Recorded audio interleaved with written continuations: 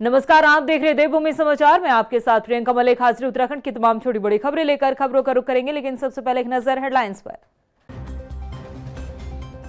उत्तराखंड पहुंचे केंद्रीय कृषि मंत्री शिवराज सिंह चौहान का बड़ा ऐलान, उत्तराखंड को बनाएंगे हॉर्टिकल्चर का हब। किसान चौपाल में मंत्री ने किसानों से किया संवाद। चमोली में आयोजित शौर्य महोत्सव में सीएम धामी ने की शिरकत, शहीद सैनिकों को दी श्रद्धांजलि।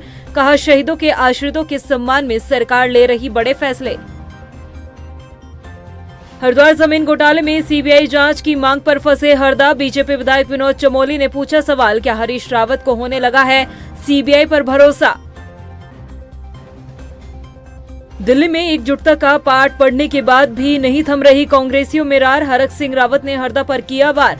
कहा, हरदा नहीं लड़ते चुनाव तो बनती कांग्रेस की सरकार। हेडलाइंस के बाद बुलेटिन में खबरें विस्तार से। उत्तराखंड पहुंचे केंद्रीय कृषि मंत्री शिवराज सिंह चौहान ने बड़ा ऐलान करते हुए कहा है कि केंद्र और राज्य सरकार मिलकर उत्तराखंड को हॉर्टिकल्चर का राष्ट्रीय हब बनाएंगी। उत्तराखंड के फल, अनाज और सब्जियों की गुणवत्ता, उनकी पहचान राष्ट्रीय स्तर पर और वैश्विक स्तर पर उन्हें पहचान दिलाई जाएगी। दरअसल केंद्रीय कृषि मंत्री शिवराज सिंह चौहान देहरादून के पाववाला सोडा गांव में आयोजित किसान चौपाल में हिस्सा लेने के लिए पहुंचे, जहां उन्होंने खेतों में खाद डालकर किसानों के साथ संवाद किया और जमीनी स्तर की समस्याओं को समझा। वहीं चौपाल में किसानों ने भी अपनी कई समस्याएं उनके सामने रखी। पवित्र देवभूमि में आकर शरीर, मन, बुद्धि, आत्मा एक अलग ऊर्जा से भर जाती है। आज विकसित कृषि संकल्प अभियान के लिए यहाँ आया हूँ और मैं प्रसन्न इसलिए हूँ कि प्रदेश सरकार जो काम यहाँ कर रही है उसके परिणाम यहाँ दिखाई दे रहे हैं।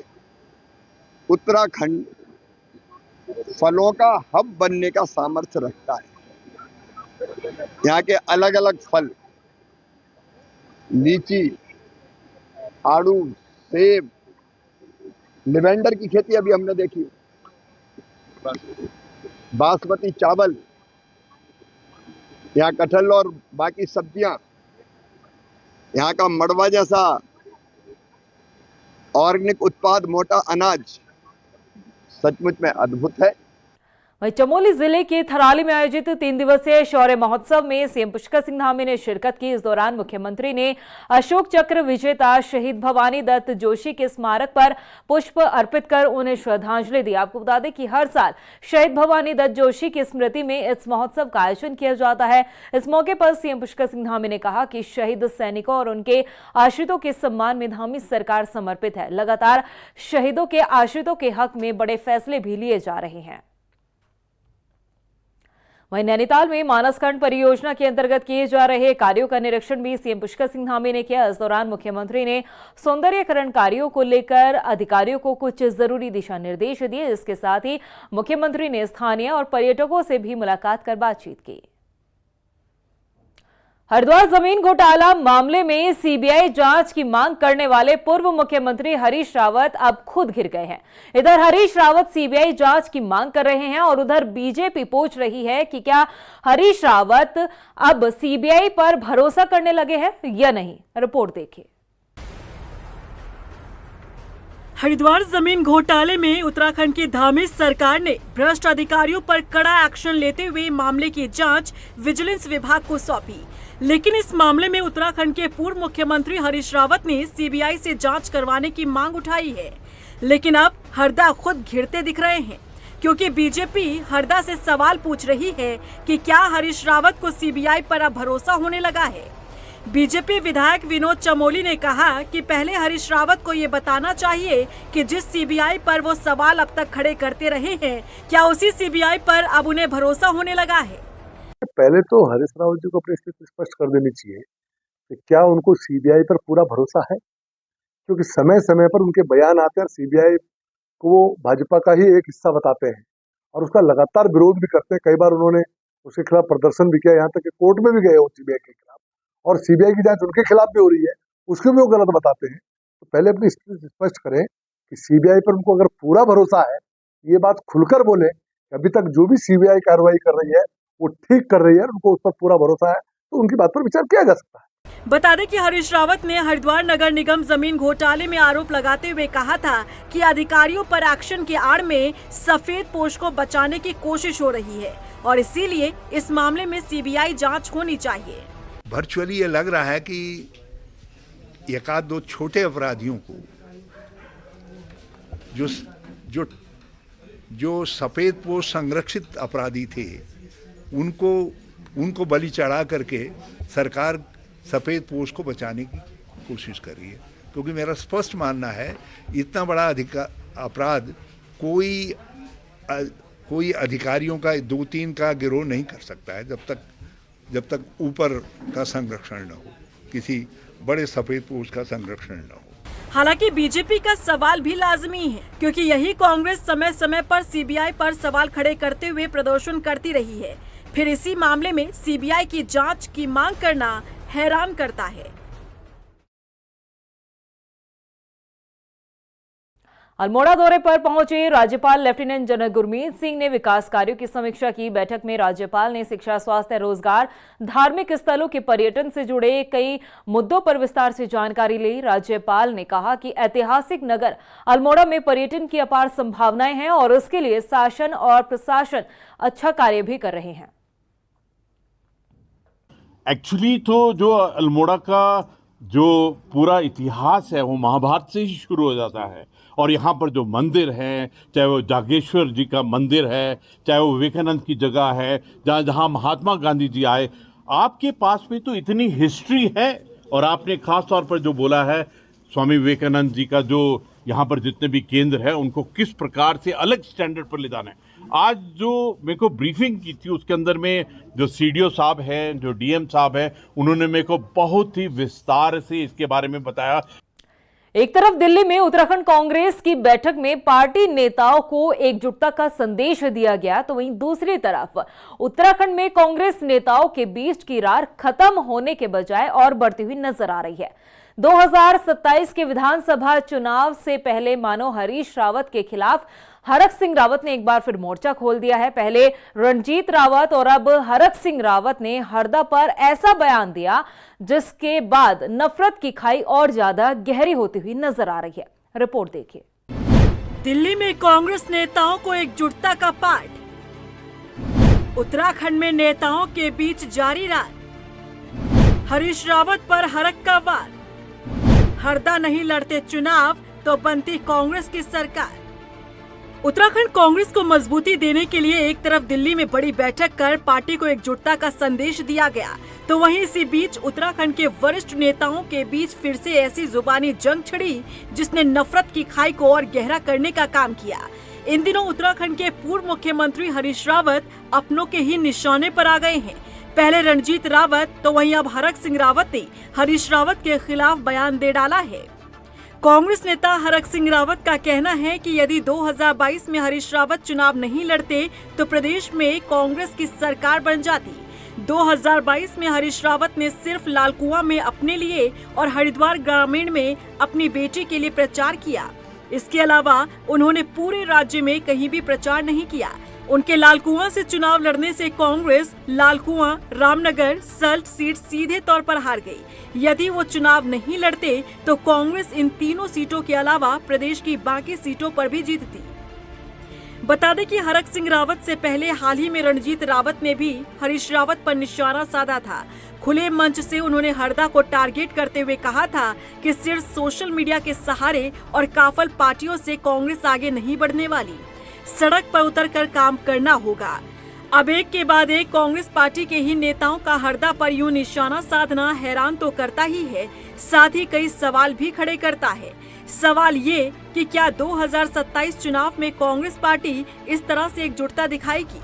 एक तरफ दिल्ली में राहुल गांधी कांग्रेस नेताओं को मजबूती और एकजुटता का पाठ पढ़ा रहे हैं और उत्तराखंड में कांग्रेस नेताओं के ऐसे बयान आखिर क्यों सामने आ रहे हैं? पौड़ी में स्वास्थ्य मंत्री डॉक्टर धन सिंह रावत ने जिला चिकित्सालय में 50 लाख रुपए की लागत से बनने जा रही इंटीग्रेटेड पब्लिक हेल्थ लैब का शिलान्यास किया। उन्होंने बताया कि जल्द ही जिला चिकित्सालय में 25 करोड़ रुपए की लागत से क्रिटिकल केयर ब्लॉक का भी निर्माण कराया जाएगा। इसके साथ ही मंत्री धन सिंह रावत ने बताया कि जिला चिकित्सालय में स्वास्थ्य सुविधाओं को और बेहतर तरीके से बनाने के लिए लगातार सरकार काम कर रही है।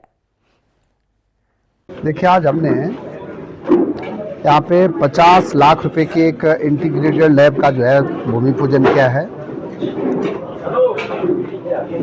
और मैंने जिला प्रशासन को और पीडब्ल्यूडी को एक निर्देश दिए हैं कि इस पूरे हॉस्पिटल की ज़मीन की एक पैमाइश की जाए।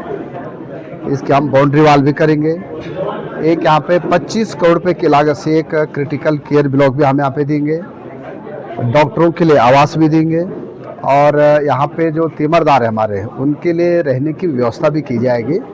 ये मैंने तीनों बातें की यहाँ पे और मुझे लगता है कि अब यहाँ पे डॉक्टरों की लगभग पूरे आ गए हैं। वहीं हरिद्वार में अपनी ही बेटी का यौन शोषण कराने वाली बीजेपी महिला मोर्चा की पूर्व पदाधिकारी की गिरफ्तारी के बाद अब बीजेपी भी कांग्रेस के निशाने पर आ गई है। कांग्रेस के प्रदेश संगठन उपाध्यक्ष सूर्यकांत धस्माना ने इस मामले में उच्च स्तरीय जांच की मांग की है। इसके साथ ही उन्होंने कहा कि पूरे देश में उत्तराखंड का सर शर्मसार हुआ है। अफसोस की बात है कि राज्य में सत्ताधारी दल के तमाम नेता महिला अपराधों में संलिप्त है। अब से कांग्रेस का नारा होगा, बीजेपी से अपनी बेटी बचाओ। सबसे बड़ी बात यह है कि ये महापाप वो कर रहे हैं जो भारतीय संस्कृति, सनातन संस्कृति, हिंदू धर्म का ठेका लेने वाली जो पार्टी है, उसकी नेता ये काम कर रही है। आज पूरी भारतीय जनता पार्टी कटघरे में है क्योंकि इस महिला के जो संपर्क हैं, इस महिला के जो संबंध हैं, भारतीय जनता पार्टी के छोटे से लेकर के शीर्ष नेतृत्व तक जो उसकी पहुंच थी, क्या क्या कुकृत्य उसने इतने सालों में किए, किन किन लोगों को उसने इन तमाम जो अवैध तरीके से, अनैतिक तरीके से जिस प्रकार के कुकृत्य वो कर रही हैं, कहां कहां इन्वॉल्व थी, कौन कौन लोग इन्वॉल्व थे, इसकी उच्च स्तरीय जांच होनी चाहिए। वहीं रुड़की में भी कांग्रेस महानगर अध्यक्ष राजेंद्र चौधरी ने बीजेपी की पूर्व महिला नेता पर निशाना साधते हुए पार्टी पर वार किया है। राजेंद्र चौधरी ने कहा कि एक तरफ बीजेपी बेटी बचाओ बेटी पढ़ाओ का नारा देती है और दूसरी तरफ उनके नेता अपनी ही बेटियों के साथ घृणित कृत्य करवाते हैं।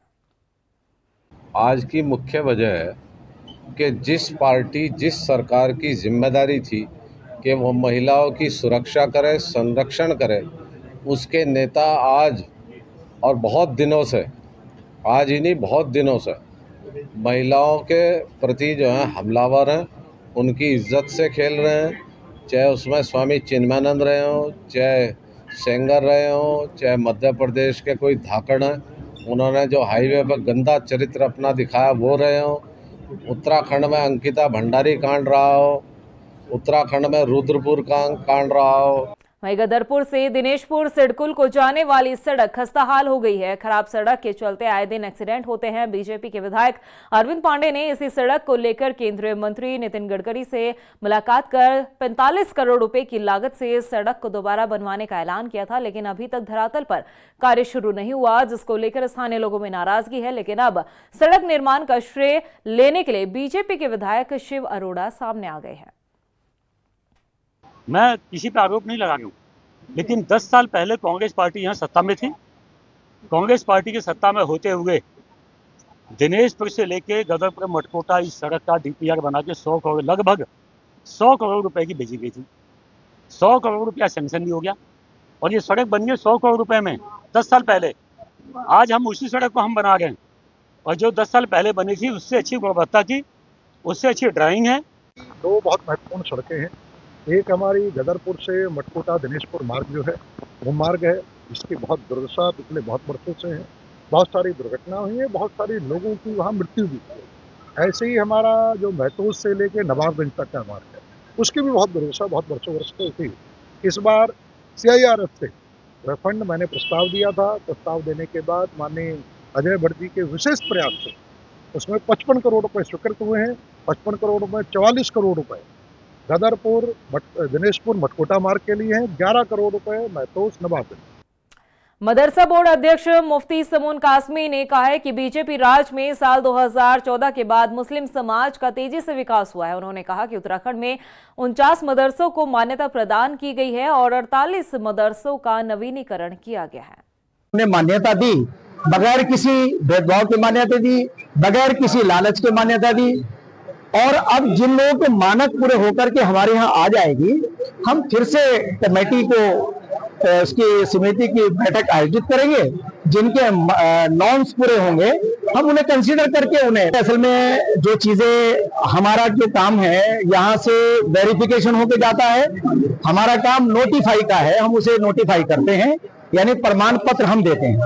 बाकी हम दूसरे के बारे में आपसे उसके बारे में हम कोई बात नहीं कर सकते। देहरादून में बीजेपी नेता रोहित नेगी की हत्या मामले में पुलिस को सफलता हाथ लगी है। हत्या की वारदात को अंजाम देने वाले दोनों आरोपियों की पुलिस से पहले मुठभेड़ हुई, जिसके बाद पुलिस ने आरोपियों को गिरफ्तार कर लिया है। आपको बता दें कि इस मामले में पहले पुलिस पर लापरवाही के गंभीर आरोप लगे, जिसके बाद 2 एसएसपी अजय सिंह ने खुद मोर्चा संभाला। रिपोर्ट देखिए। बीजेपी नेता हत्याकांड मामले में पुलिस को मिली सफलता।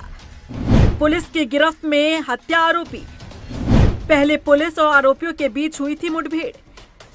थाना प्रेमनगर क्षेत्र के मांडूवाला में 3 जून की रात को 2 बाइक सवार युवकों ने बीजेपी के पूर्व मंडल अध्यक्ष रोहित नेगी की गोली मारकर हत्या कर दी थी, जिसके बाद से ही दोनों आरोपी फरार चल रहे थे। थाना प्रेमनगर में मुकदमा लिखने में भी पुलिस की लापरवाही सामने आई थी।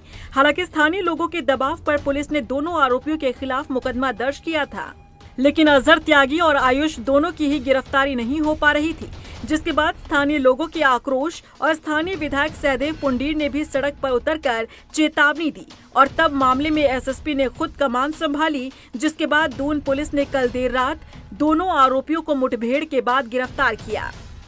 बता दें कि देहरादून एसएसपी अजय सिंह के निर्देश के बाद लगभग 60 घंटे से अधिक समय तक दिन रात दून पुलिस की टीमें पश्चिमी उत्तर प्रदेश के मुजफ्फरनगर, खतौली, मेरठ, शामली, बागपत से लेकर दिल्ली, हरियाणा तक आरोपियों की तलाश करती रही।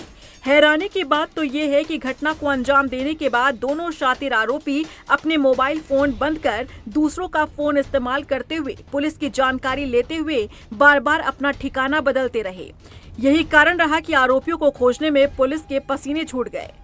देखिए 2 जून की रात्रि में जो है श्री रोहित नेगी जी अपने कुछ दोस्तों के साथ आ रहे थे। घर से पहले वहां पर 2 बाइक सवार जो बदमाश थे उनके द्वारा फायर किया गया था, जिसमें अस्पताल ले जाने के बाद उनकी मृत्यु हो गई थी। और इसके बाद जब पूछताछ से पता चला, इसमें 2 लोग के नाम प्रकाश में आए थे, जिसमें एक का नाम अजहर है और एक का नाम सिकंदर है। और ये पता चला था कि ये पूर्व में भी जानते थे और इनके द्वारा कुछ हॉट टॉक होने के बाद चैलेंज के रूप में उन पर फायर किया गया था। क्योंकि जैसे ये बात दोनों लोग के नाम प्रकाश में आए थे तो तत्काल इस पर डिफरेंट पुलिस टीम्स को बनाया गया था और विभिन्न स्थानों पर जहां उसके जानने वाले हैं या परिजन रहते हैं या जो भी छुपने के स्थान हो सकते हैं उस पर लगातार हमारी टीम जो है प्रयास कर रही थी, दबिश दे रही थी। सूचना के आधार पर जब संदिग्ध मोटरसाइकिल को रोका गया था तो इसमें 2 बदमाश जो आइडेंटिफाइड थे ये जंगल की तरफ जो सुनसान तरफ भागे और इसके बाद जो है पुलिस के क्रॉस फायरिंग में जो है इसमें 2 लोग को गोली लगी, जिसमें जो मेन इसका जो मास्टरमाइंड था जिसने हत्या को कारित किया था अजहर, उसके पैर में 2 गोलियां लगी और एक हाथ में लगी। बाकी जो दूसरा सिकंदर था जो घटना के समय बाइक को चला रहा था और ऐसा अभियुक्त था, उसको भी जो है 2 गोलियां पैर में लगी थी। बीजेपी युवा मोर्चा के पूर्व अध्यक्ष रोहित नेगी को गोली मारकर मौत के घाट उतारने वाले आरोपियों को मुठभेड़ के दौरान पकड़कर आखिरकार दून पुलिस ने राहत की सांस ली। दून पुलिस ने हत्याकांड के दोनों आरोपियों को मुठभेड़ के बाद गिरफ्तार तो किया, लेकिन अब कई सवाल हैं जिसके जवाब दून पुलिस को तलाशने होंगे।